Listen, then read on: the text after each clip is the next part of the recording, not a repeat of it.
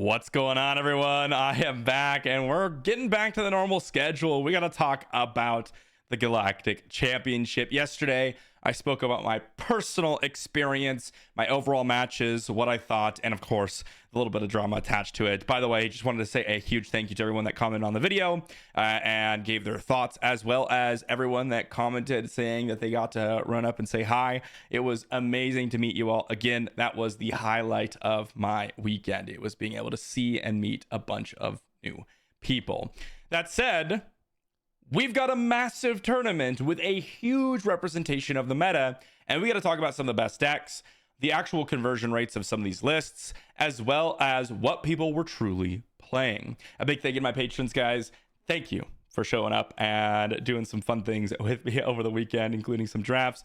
But let's dive straight into the list here. And you can see these are the top 24 placements on day one. Honestly, while this is interesting and such, a lot of the top placements, like if you went 6 and 2, you technically got to day 2. So really the placements don't matter a whole lot to me. What I really care about is this down here, which is a representation of the top 20 lists that were able to show up for day 1. Now, mind you, day 1 was a massive tournament. It was a 2,000 player tournament. So if you were one of those players that was able to qualify for day 2, you did really well. So if you're there playing and you went 6-1 or 6-0 or 6-2 and you got either 1 or 2 buys, you did very, very well for yourself. And there was a huge representation of brand new lists. If you look here, Han 2, which is what people were looking out for, was a total of 21% of the meta. Now, myself, I definitely felt this. About 20% of my matches, in fact, as I went to day 2, it was way more. But on day 1, at least, a little bit over 20% of my matches were Han solo. And it was Han blue. This was the favorite going into the tournament. And I think no one was really surprised. Han 2, both blue and green, were hugely represented. And so the fact that it was the number 1 most played list on day 1 was no surprise at all. The second most played was Vader Yellow, followed by the third most played in Towson Red. And you can see that they are far lower amounts of representation than the Han Blue was. And if you, again, just consider Han Blue, it is double the next most played. So yes, Han was by far the most represented list. If you consider the two of them together, it's starting to consider kind of looking at maybe a little too played. But we'll talk more about that as we get to day 2 and day 3. The number 5th most played list, we had Cad Bane Tarkentown. Then we had Kylo ECL, which, well, alongside Kylo Data Vault here at 1.3%, made up a lot of the Kylo Rens. You could see here, no Kylo Ren Reds, which was one of the breakout decks, and we'll talk more about that on day 2 and day 3. We had Sabine Green at 3.9%. Anakin Blue at 3.2%, which was basically Han Blue, but with Anakin as the leader. Quinlan Red at 2.8%. Kira Data Vault at 2.4%, the list I ended up bringing. Bobo Data Vault, Garsax and ECL, Yoda Red, and then as you continue onwards, various variations. The only other one that was kind of extremely relevant to me was the Obi-Wan Blue, which made up about 1% of the meta. So realistically, this was the critical meta to kind of figure out what was going to show up. And that was what we were trying to predict before we were going into the Galactic Championship. For me, I 100% expected Han. It's one of the reasons why I chose to bring Kira in the first place, because I didn't want to play a bunch of mirror matches. I spoke how I was choosing between Han Blue, Han Green-ish, something like that, Kira Data Vault, or potentially transitioning over to Kylo Data Vault. I would not have run Kylo ECL.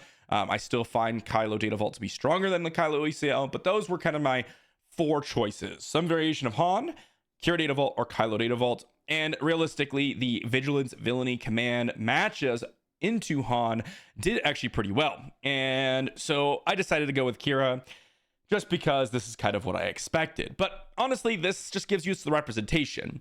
This is what either you were expecting or not expecting, but that's just what people were playing. What about actually how they performed? Well, you could see here, this was kind of a representation of what was showing up on day 2. Now, I don't actually know where I could find, if I pop on back here to day 1, I don't think they have the conversion rates here. They had it posted a little while ago, but what I do know is Han Blue definitely converted extremely well, and so did Sabine Green. Those are the two to kind of look out for. And you can see here on day 2, Darth Vader Yellow did not actually convert that well. Very, very low played. And you can see the total of decks here. Kira Data Vault, little fun fact, it's down to 2%. So I was one of the 2% players. One of the lists that kind of popped up pretty significantly, though, was Kylo Tarkentown. This was definitely something that people were really, really curious about because of the brand new meta. This was basically a brew by the Bothan Network, is my understanding, and they were pretty much all qualified for day 2, and so they brought their Kylo Tarkentown, actually boosting it up to 2.5% of the decks. But guess what? Han Blue still absolutely dominant in 23% of the meta. It was absolutely incredible how many Han Blues were out there. If you look and consider other variations of Han, if you look, there's like Han No Force, which is crazy to think about. There was even more Hans, including Han Green. And if you were to add all Hans together, we're looking at like 27% of the meta, which was absolutely crazy for one list. Talzin Red coming in pretty good force, Quinlan Red at number 3, and Sabine Red at number 4. This, again, isn't crazy surprising. And if you were to consider Anakin as kind of an extension of Han Blue, because again, those lists were very, very similar, well, there is a lot of Han, or rather, aggression, vigilance, heroism, force. One of the surprising ones, though, was actually not only Kylo Ren, but Yoda Ren, putting up a pretty good amount of the meta on day 2. The Rey shenanigans that were going on was pretty sweet to see. And if you look down further on, yes, there were the Kylo Ren ECLs on day 1, but the Kylo Data Vaults actually did, in terms of conversion, onto day 2, as well as the people who showing up with Kylo Ren outside of the Tarkin towns. Well, it was Data Vault was the more dominant choice, and even more so Tarkin Town, but Data Vault did perform better than ECL Kylo, which is what I was expecting. I mentioned this many times that I don't think ECL was really worth it for both Kira and for Kylo, just because some of the decks like Talzin, Quinlan, Sabine, and Han can actually put a lot of pressure on you. One of the things with Han, and I mentioned this when I was playing Kira, but one of the things is if you can get early pressure on your opponent and then finish out with Crate Dragons, that's how you win usually against these decks. And that means that you got to get in some damage. And if you're playing ECL, it's a lot easier to do 25 HP than 33 damage in a game. Of course, ECL has some advantages. No arguments on that. But Data Vault did end up performing slightly better overall. Between all the Kylos here, you can see 1.8% Data Vault, 1.8% Energy Conversion Lab, and 2.5% Tarkin Town. We had a pretty big showing from Kylo, totaling 6.1%. This was one of those lists that as I started to play more and more for some of the testing for the Galactic Championship, I even made the video on a sleeper list. Now, Kylo Target Town, the way they built it, Bothan Network, was absolutely something that was not necessarily on my radar. That I actually saw Target Town and I saw some opportunities with it, but the way they built it was not on my radar. It was more of an aggro, rush in damage and use Kylo as a finisher list, whereas the way I was playing Kylo Tarkin Town was more of a controlling value list, which was really awesome to see them come up with something so cool. So yes, Kylo performed well and did some good work into day 2, but Han, Talzin, Quinlan, Sabine, Cad Bane, all some of the classics that we were expected to see were still dominating day 2.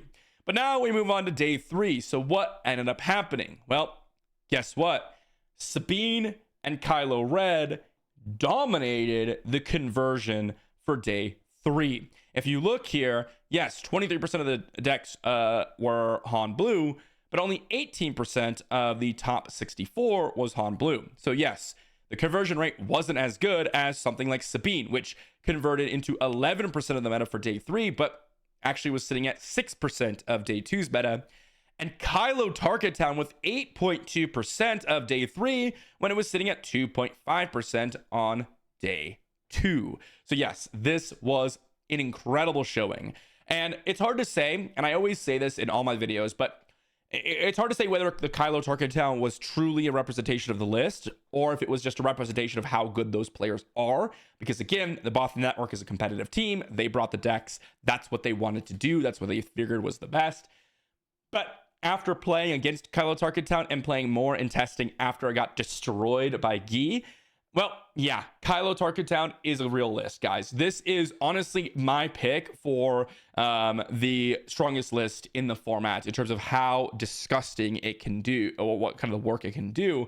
And it performed as exceptionally as well that title suggests. It was in the finals, it converted extremely well, and overall, it just has some amazing, amazing portions to it. Talzin Red, a little bit underperformed alongside Han Blue. I'm not as a big fan of Talzin Red, to be honest. I know a lot of people brought it. My experience against Talzin Red was that it was a very weak deck. Now, I do think it was pretty unfavored up against the match that I was playing, or the deck I was playing, which is Kira Data Vault.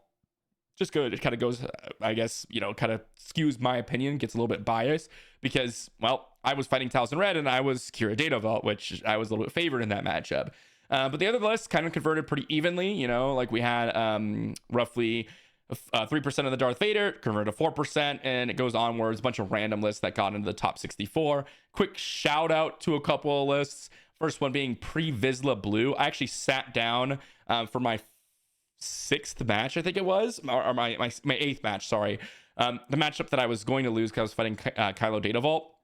Next to me was the Pre-Vizsla Blue. So I actually got to see that deck firsthand, and it was absolutely sweet to see, guys.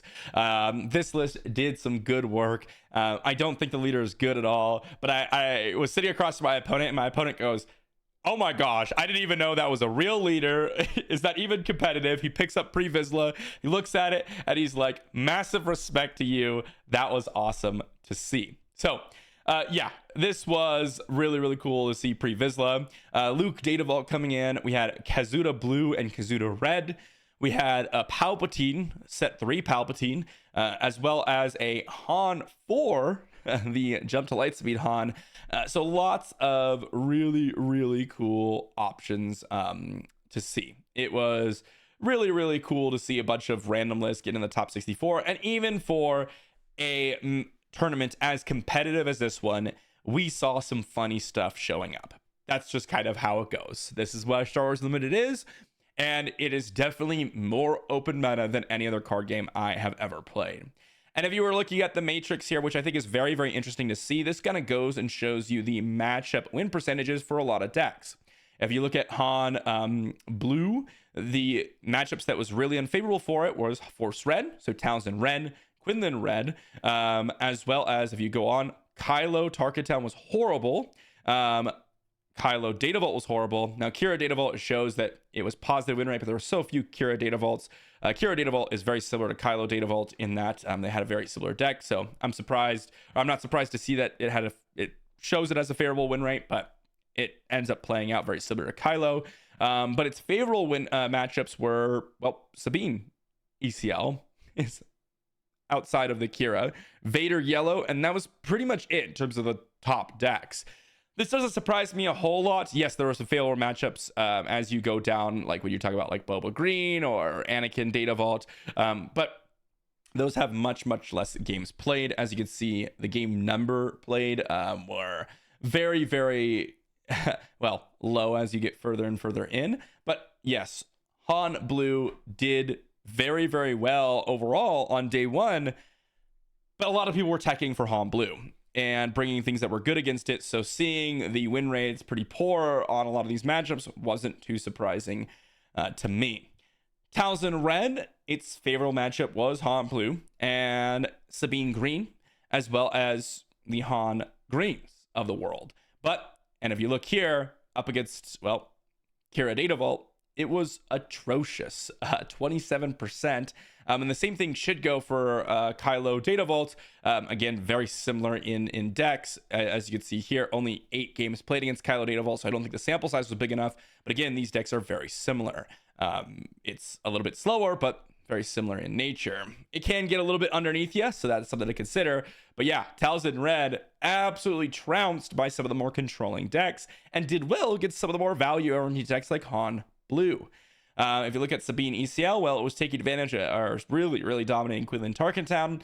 Even matchup against Han Blue, really, I suppose. And then absolutely ran through Kylo Data Vault. Look at this win rate, 86% up against Kylo Data Vaults. Now, if you look at the games, yes, there's only 14 games, so not that big of a sample size. But that's one of the things that I was considering with Kylo. If you're running Kylo ECL, well, it had a very similar matchup against Kylo ECL. You can see here 18 wins and 3 losses. It was absolutely incredible. So yes, Sabine took advantage of the Kylos, which was really funny to see. What about another list? I mean, I could sit here and talk about all the lists, but I think another one that's really interesting to see is the Legends of the Force Target Town Kylo. Look at the win rates on some of these games. There's a lot less games shown here because there's a lot less people playing the Kylo Target Town. Absolutely trouncing Han Blue, absolutely trouncing Quinlan Target Town, trouncing the Anakin Blues, the Vader the Han Greens were destroyed by it. And then, well, very few games up against, Kira and Kylo, but also did very well. 6-0 against Kira, which, well, maybe if I had brought it to a game 3 against Guy, I could have been the one win for Kylo Tarkentown, or one loss for Kylo Tarkentown, but that was not going to be the case for me. So it's really interesting to see, and you could see how dominant Kylo Tarkentown truly was when you look at the win percentages across the board. It basically had 0 unwinnable matchups, and even the ones that it lost, like Han to Force Green, that was kind of just chance, I think, really. It didn't have that many games against Han Green, so I think that's kind of where that came from. The Quinlan Tarkentown, no, I completely read that wrong. Sorry, it was the Cad Bane Tarkentown and the Sabine ECL that won against it, which makes a lot of sense. Tarkentown dealing with a bunch of earlier units against Kylo Tarkentown, and then Sabine ECL being able to race a little bit faster than Kylo can, because Kylo comes down on 7 resources, right? That's kind of the name of the game. So yeah, every other matchup, dominating, like way favored across the board. The only 2 were the hyper aggressive decks that had a chance in, Sabine ECL and Cad Tarkentown being able to dominate the early game. Those were the ones that were really scary, it looks like, for Kylo Tarkentown. So that was really fun to see. And this is definitely the, as I said many times, breakout list for the tournament. And it was really cool to see that a team took a gamble, maybe not a gamble because they probably tested it very thoroughly, but believed in their list. It reminds me very recently of the Pioneer tournament where in Magic, where Channel Fireball brought the Vampires list and absolutely dominated. It's very reminiscent of that. And it is the advantage of playing in a lot of these competitive teams. They get a lot of competitive testing in, and they can go out and come up with something. And in this case, as far as I understood about the Bothan Network, because I spoke to Guy a little bit about the list during our match, he said that they had like one theory crafter that comes up with a list, and then they just pass it out, and they are good pilots of the list, even though they pick it up very, very, recently. So it was awesome to get that firsthand experience up against Guy in the Kylo Red matchup. In terms of the final day 2 and 3, if I pop on over, this was the final top 8. We had 2 Kylo Tarkentowns, which again, absolutely incredible to see that this was 2 of the top 8 with such a low initial match, or a low initial showing.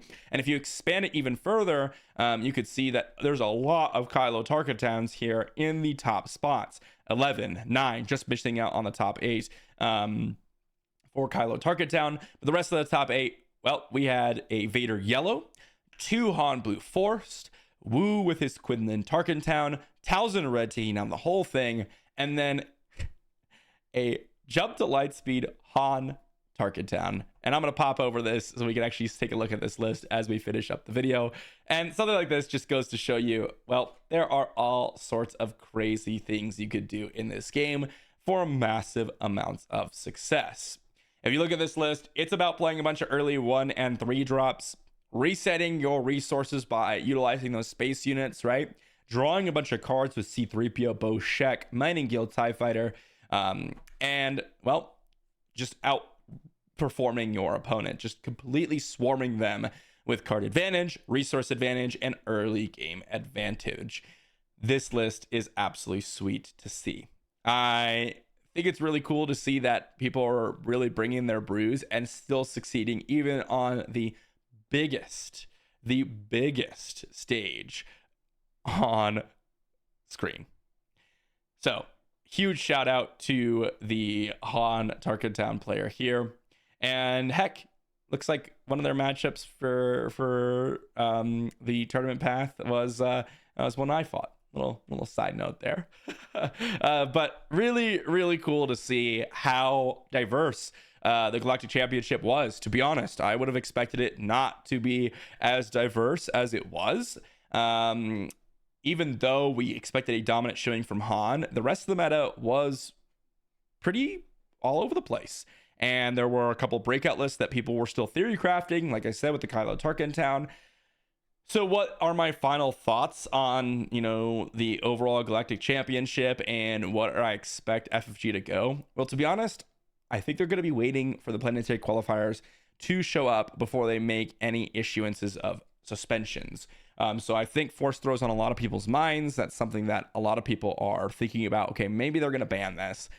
And I think there is a consideration for it, because if you look at the top 8 here for this, 1, 2, 3, 4, 5, 6 of the top 8 lists were playing force throw. So the full 3 of as well. That's a lot of force throws. And it is a pretty strong event. Let's not get that wrong. But what about leaders like Han 2 or Kylo? I don't think they're going to be banning any leaders just yet. I don't think they're going to be banning force throw just yet. I think we're going to have to see more planetary qualifiers take place for season 1 for FFG to make a decision at all. And this is going to be really important going forward, because right now, yes, we saw a bunch of Han, we saw Kylo do well, we saw Talzin Red show up, but because there were a couple of lists that really did well that people didn't expect, it's too open and up in the air right now. But I'm curious to hear what you all have to say in the comment section down below. I'm curious what your experience was if you played in the day 1, day 2, day 3 event. I know for myself, in my personal experience, I was playing the Kira Data Vault, and Force Through was still a strong card, even though it wasn't necessarily oppressive up against my specific list.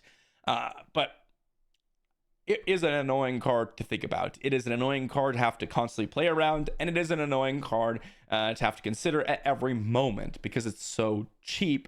You always have to consider that they can make some combination of plays to take advantage of your hand and their force throw. It also makes deploying like Kira, for example, or any leader very difficult. There's a lot of things to think about when it comes to force throw. So I do think it will be on the chopping block going in the next couple of weeks. If there's one card that's going to be banned, it's got to be force throw, to be honest. I don't think any other card really comes into play in terms of just cards, maybe some leaders, but yeah, force throw, definitely the number 1 card on people's lists to see if it's going to be banned. And so I wouldn't mind, just because it is an obnoxious card to think about. And as someone, if you're playing in these tournaments, you're constantly trying to think about what the possibilities are. And having that one resource is another thing to think about is really tricky. And I know a lot of casual players don't like to see it. And we've already seen them ban cards just because it's not very fun to see or not very fun to play against in a casual scene. That said, thanks for watching, and I'll see you all tomorrow with some more videos.